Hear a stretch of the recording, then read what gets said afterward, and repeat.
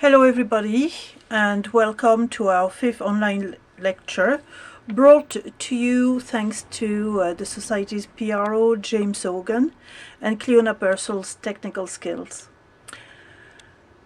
We have today Professor Richard Whatmore, who is an intellectual historian and chair of modern history at the University of St Andrews in Scotland. He is the author of many publications, one of those being Anarchists and Terrorists at Geneva and Waterford in the 1780s.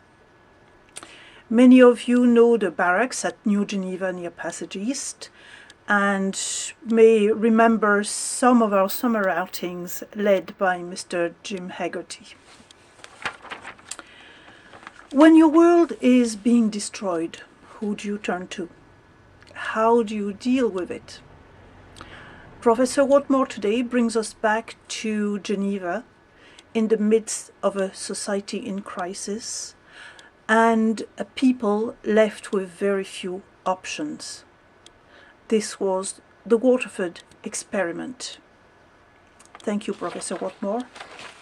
Hello, my name is Richard Whatmore. I teach at the University of St Andrews, and I'm going to talk to you about what I call the Waterford Experiment. It's very nice to be able to talk to the Society, and a large thanks for the invitation.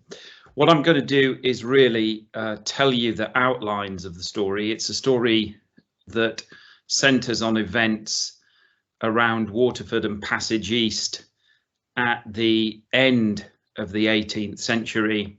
And it's important because it's a time when Waterford becomes the centre of the political universe, especially in Europe, for a period of time, because the experiment at Waterford in moving a republic and all of its people is not just ambitious, but great things are anticipated from it. And I'll try and explain that in what follows. In 2019, I wrote a book called Terrorists, Anarchists and Republicans. The reason it has that title is because the Genevans who were involved in the Waterford experiment were accused at the time of being terrorists and anarchists. They were Republicans. Obviously, they come from the Republic, the independent Republic of Geneva, and they were accused of seeking to destroy government and morality. And they were seen as a grave threat, especially by the French. And I'll explain why the French at the time are obsessed with the Genevans as well. Later on, of course, the Irish themselves, when they attempt to create a republic in 1798, they are accused of being terrorists and anarchists. And of course, they too are Republicans, especially after the French revolutionary experiment from 1792, 1793. So it's really an era in which Republicans are accused of destroying governments and societies. And of course, for themselves, they believe that they're simply trying to create a free state. And certainly the Genevans themselves found the accusations against them, as the Irish did in the 1790s, just to be farcical. But partly the reason why I call the book Terrorists and Anarchists is because of that, but also because Genevans are not often called terrorists or associated with anarchism. So I thought it was really a title that reflected the extremist accusations that were launched in this period of history. Now, the reason that I got interested in Waterford, and I should say it happened decades ago, because I was working on a French political economist called Jean-Baptiste Say, and Jean-Baptiste Say wrote books about economics that really become textbooks in the subject. They stop selling around 1848 when John Stuart Mill writes his Principles of Political Economy, and that becomes the textbooks. But Say was famous in the early 19th century, and I discovered that his tutor, really the person who inspired him, the person that he worked for as a young man, was somebody called Etienne Clavière. And Etienne Clavière was a Republican. Say was a Republican. Jean-Baptiste Say was passionate about French revolutionary republicanism. He doesn't ever abandon that creed, even after the terror and the excesses of the French Revolution. And Clavière remained a really powerful influence on him, but the influence was masked because Clavière becomes a controversial figure. He dies during the terror in France because he's the last finance minister of Louis XVI monarchy, and he's the first finance minister of the new French Republic. How is Clavière connected to Waterford? Well, it's because he lived in Waterford. He became an Irish subject of the British Crown in Dublin in 1783, and he was really behind the Waterford Experiment, the attempt to move the Republic of Geneva from Geneva into Ireland. And it's Clavière that I'll tell you a bit about today, because he's largely been forgotten.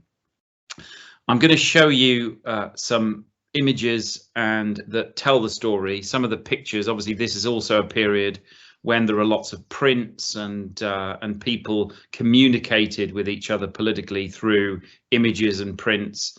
Although I'm not going to show too many satirical prints this period, you know, Gilray, Rowlandson and others, it's a period where the prints are fantastic, but at least there are lots of images that show the outlines of the Waterford Experiment and the story. And I'll just show you some of these now.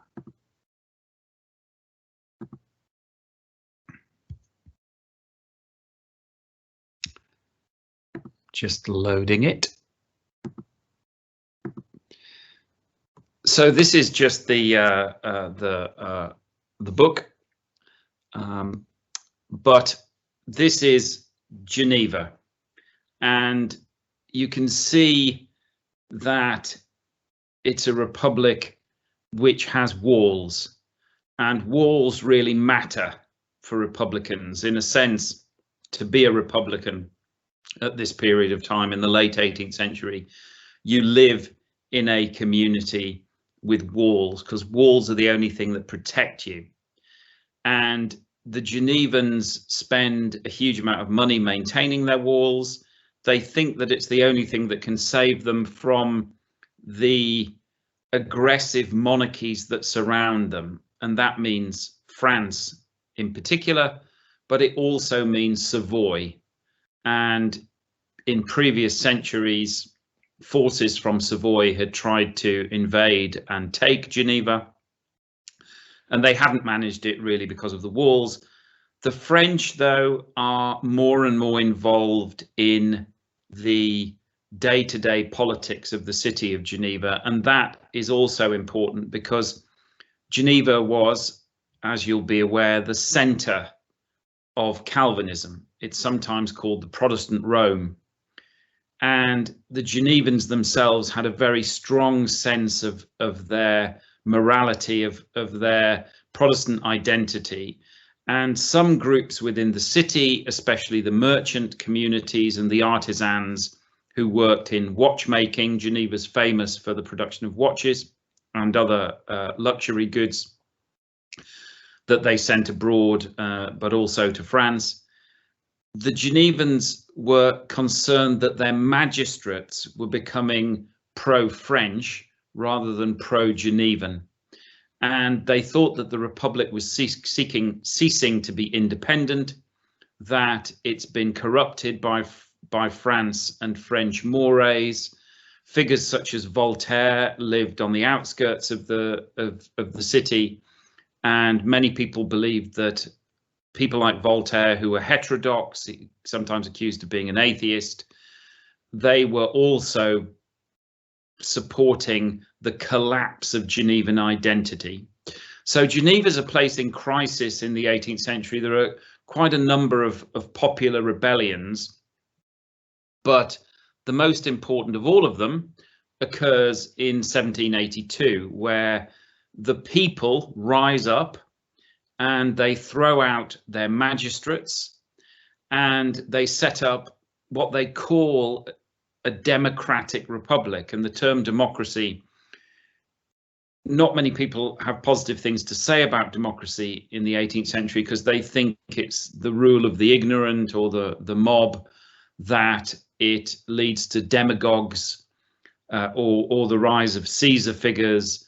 But the Genevans think that a democracy will work because the people are so united behind their Protestant identity and they're so sick of the Francophile magistrates. So there's a popular revolution and they lock some of their magistrates up, they throw some of the others out of the city, and those who escape, the magistrates who escape, go straight to Paris and they demand that the French government invades Geneva, and the French decided to do that. The foreign minister was called Vergennes.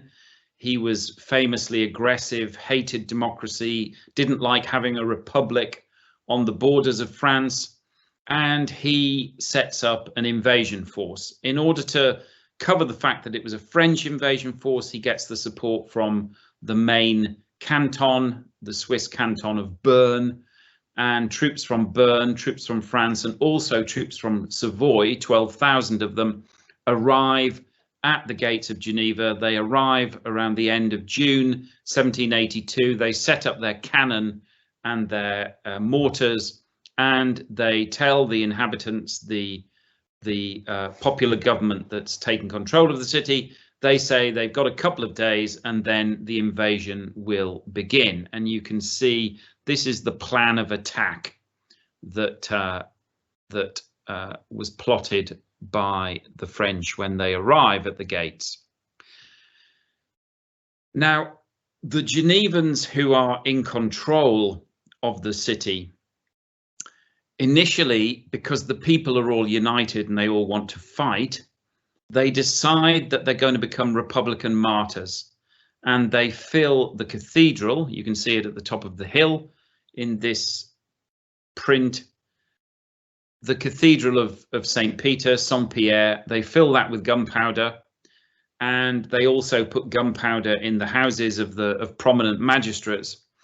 And they say, well, republics can't survive in the modern world. They can't survive because they're too small. They are not rich enough to fight against the massed ranks of monarchical armies. They don't have the technology to fight back. Obviously, the French especially have sophisticated forms of artillery. And the Genevans decide, well, we'll just show the world that republics are dead, that republics can't survive, and that monarchy is the future, but that means also despotism is the future, because free republics can no longer maintain themselves, they can no longer survive. And the women and children at Geneva, and the men too, all worked very hard to repair the walls. They thought that they would be able to hold out at least for a couple of days, but then they knew they were going to be defeated, and they thought, well, let's blow up the city.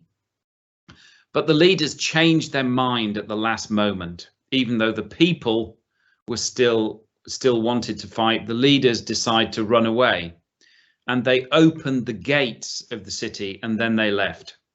And the story goes that some individuals fell asleep at Geneva expecting to wake up and fight, and they woke up and found French and Bernese troops everywhere. Now, this saved Geneva, and the leaders of the rebellion simply decided that it wasn't fair to kill so many women and children and ordinary citizens, and it was better to run away. But they have an alternative, and I'll turn to the alternative. And this brings me to the main character in this story, which is Etienne Clavière. This is a print made in the 1790s when he's a French revolutionary.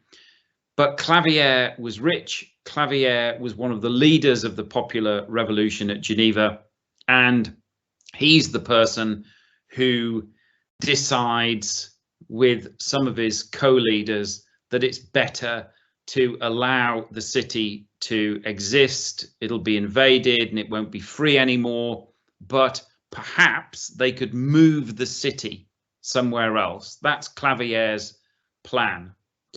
He's helped by two other figures. One is a lawyer called Jacques-Antoine du Roveret. This is a picture of him from this period. He's a major figure in the Republic.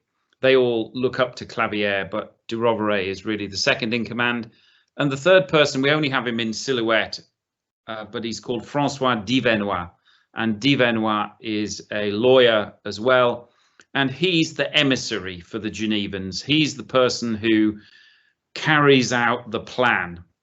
And the plan is to move the city ultimately to Waterford. How does that come about? It comes about really because of the British Prime Minister. The British Prime Minister is called William Petty, Lord Shelburne, he's known as, and he was an Irish-born radical. He had grand ideas for the improvement of society. And the reason that he had such ideas is because he thought that society was in crisis. He believed that the Enlightenment had failed. Now, you've got to remember that the Enlightenment was an attempt to put an end to the wars of religion. Europe has been torn apart by wars between Catholics and Protestants in the previous centuries and since the Reformation commenced. And Shelburne thinks that the war is no longer being carried out between Catholics and Protestants, but it's become a more general war, that society in general, as a commercial society, is characterized by war. Now, the reason that he thinks this is because he thinks that an addiction to commerce, an addiction to luxury, is fanatic. If that's all you care about, commerce and luxury, then you're not really living a proper life. But he also is worried, Shelburne was worried, that contemporary states were addicted to the pursuit of war and empire. He was very worried about Britain. Britain in North America, the 13 colonies have recently rebelled against Britain's corrupt mercantile empire. Obviously, when critics talked about Britain's empire, they always thought about North America. They also talked about India. This is the period when Warren Hastings is accused of corruption in Bengal, and Edmund Burke famously attacks him in Parliament. But it's also a time where people look to Ireland, and they look to Ireland because they think that it's an exploited part of Britain's mercantile system. And the mercantile system, the term mercantile system, comes from Adam Smith, Adam Smith's Wealth of Nations, where Smith said that Britain's empire was a corrupt empire, that bankers and merchants, very, very rich men, pay for politicians to pass legislation for their own profit rather than for the public good. That's what a mercantile system, mercantile empire is. And it means that the world is going to be characterized by more war and an addiction to empire. Obviously, you need commerce to generate revenues. You need revenues to pay for the expensive artillery and soldiers to fight your wars. So it no longer makes sense to leave small states alone. Rather than just leaving them as they are, places like Geneva, countries like France saw the wealth of Geneva and they want Genevan markets. And Shelburne thought that the pursuit of markets by war represented a fanatic and extremist force in the world, and he wanted to do something about it. Doing something about it really means making the world safe for small states and especially small republics. So the Genevans get in touch with Shelburne, and Shelburne thinks the idea of moving the industrious part of the Republic of Geneva is a brilliant idea. He thinks it'll show that the French are despots. Obviously, you've got to remember that the French have been supporting the North American Republicans fighting the British. The French are at war with Britain. Spain and the Dutch Republic are also at war with Britain over the American Revolution. So Shelburne wants to show what the French are really like. In other words, they're not friends of liberty. They actually want to crush the small republics. But he also thinks the idea of moving a republic somewhere safe, which would be within Britain, would be a brilliant thing. He thinks it would be a brilliant thing because you'll not only have the survival of the republics, but they'll be protected by the armed might of the British. So they no longer have to worry about invasion. And having republicans in your culture, because they're commercial, because they're industrious, he thinks will be very, very good. Now, the reason that the experiment occurs at Waterford is because the British are worried about the Genevans competing with English industry. They think that introducing watchmaking into Ireland will be safer, means that English industries are not adversely affected. But there's another reason. The Genevans really wanted to go to Ireland because they thought that Britain might collapse itself. Again, Britain has debts, it's at war, it's seen to be a corrupt empire, and the Genevans themselves worried, well, if the British state goes bankrupt, it's far better to be in a place like Ireland, which has such economic potential. So the Genevans are very keen on Waterford, but there's another reason, and it's obviously that they think that Waterford, especially the harbour, looks a bit like Geneva. And I think you can see this from the print. So when they visit, the Genevans think, well, in a sense, they were coming home. This was a place where they were not going to be invaded, but they could easily create a new Geneva. The point also needs to be made that there's a lot of anti-Catholic bigotry still, and George III, who was a big supporter of the Waterford Experiment as well, he is an anti-Catholic monarch, and he thought it would be marvellous if Calvinists were brought into Waterford, and the idea was for him that they will gradually convince the population to turn Protestant. So it's not something that Shelburne or other major figures were interested in. It's certainly not something that the Genevans foster at any point, but some members of the British establishment certainly think that introducing Calvinists into a Catholic majority country will have consequences that they are pleased about. So the Genevans are funded by the British government. Shelburne gives them over £50,000. Now that translates into several millions in today's money, but actually it represented far more at the time because it was cheaper to build houses. And the expectation was that for 50,000, you'd get the outlines of a city. You'd get about 100 houses at least.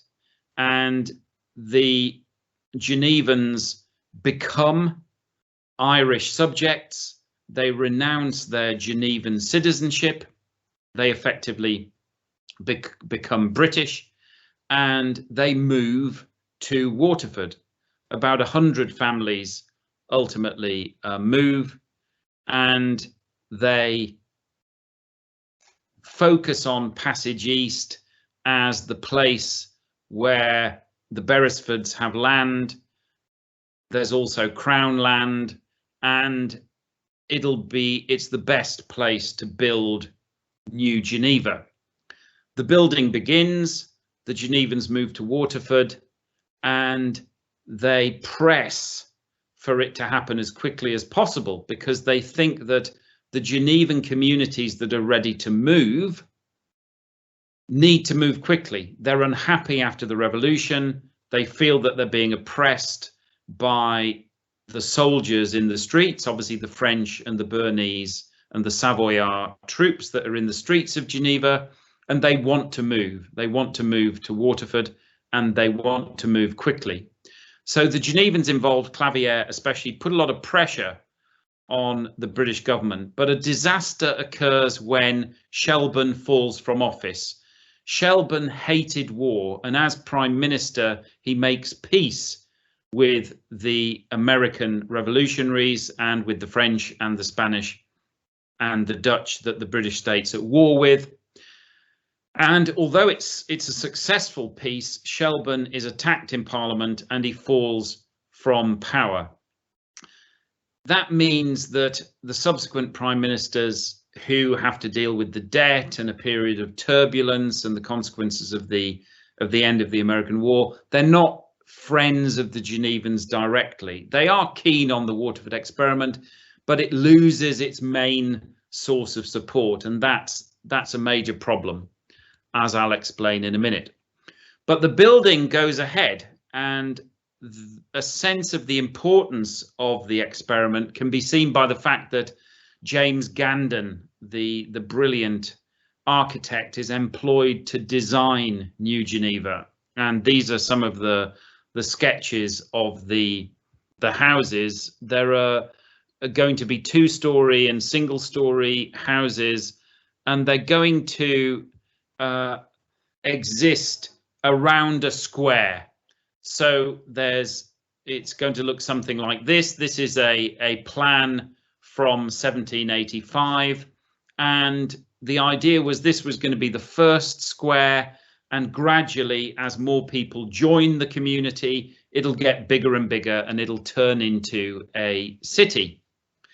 But by 1785, things have gone wrong. As I've said, the Genevans were more and more concerned about the lack of building, the slowness of the building, the fact that things were not going as quickly as they'd hoped.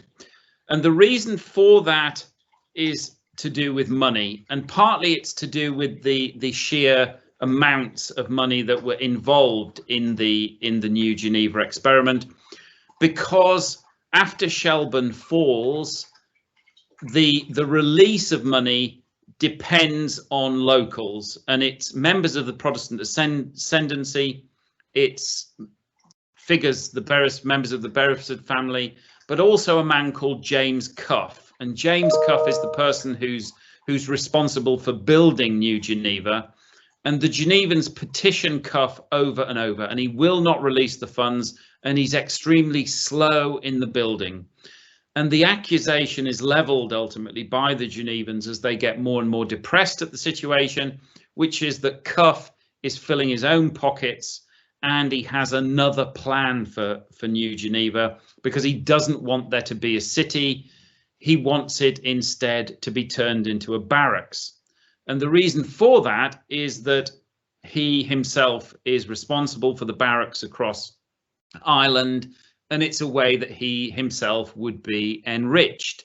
And Cuff later on, early in the new century, is accused of corruption, and he is found guilty of corruption. And if there's a tragedy, the first tragedy of the Waterford experiment is the fall of Shelburne from power. The second is that James Cuff was made responsible for the building, because that's the main problem. So the Genevans, after waiting for about 18 months, they feel that used all of their funds and they're not getting any more help from the British government. New Geneva is not built for them. They can't move into it. And so they gradually begin to leave.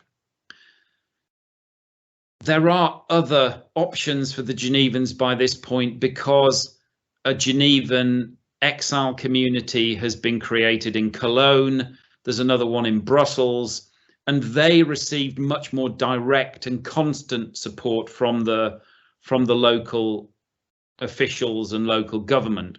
So the Genevans think, well, we're not going to get anywhere. We're not going to be able to move into New Geneva until for several years, and we've got communities we can move to tomorrow, and that's what they decide to do. So they leave.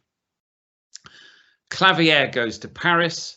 He is a genius in terms of finances and political economy, and as I mentioned before, he's the last finance minister of Louis XVI, and he's the first of the new republic. He becomes a passionate French Republican. He stays in contact with people like Shelburne.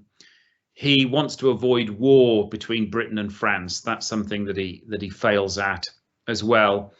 Ultimately, the Jacobins, the Jacobin club, arrest Clavier because they think of him as a Girondin, which means he isn't a supporter of Robespierre and the Jacobins. And Clavier is imprisoned, and he ultimately commits suicide in the Temple prison at Paris in order to avoid the guillotine. There's a story that if you were attempted to commit suicide in the night in one of those prisons, you would be dragged to the guillotine. So Clavier plunges an ivory dagger into his own heart and doesn't utter a sound, so that his guards find him dead in the morning.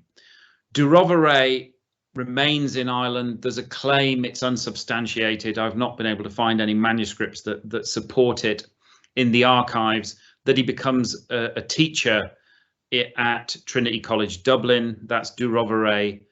He certainly remains in Ireland for a longer period. Then he ends up becoming a spy for the British during the French Revolutionary Wars. Divenois becomes Sir Francis Divenois. He's a propagandist, anti-French Revolution propagandist for the British, and then he becomes an anti-Bonaparte propagandist for the British as well. And he ends up returning to Geneva, and he is the person, Divenois is the person who's responsible for turning Geneva Swiss, because the Genevans, after being invaded by France in the later 1790s, losing their independence, they decide that as a small state, they have to become part of a bigger state. So they decide on Switzerland. And so Geneva becomes a canton in 1815. And Divenois lives till the 1840s. And in his papers, you can still see a lament that New Geneva and the Waterford Experiment failed. New Geneva, as I've said, becomes a barracks. James Cuff gets his way. And this is a sketch of the barracks in 1818. It's a place where troops are stationed. Again, during the French Revolutionary Wars, lots of troops would arrive at New Geneva on their way to different parts of the British Empire. And it's seen as a successful barracks. It's somewhere where soldiers enjoy going for the short period of time before they move on. But then we have 1798 and the rebellion of the United Irishmen, and New Geneva, the barracks, gets turned into a prison.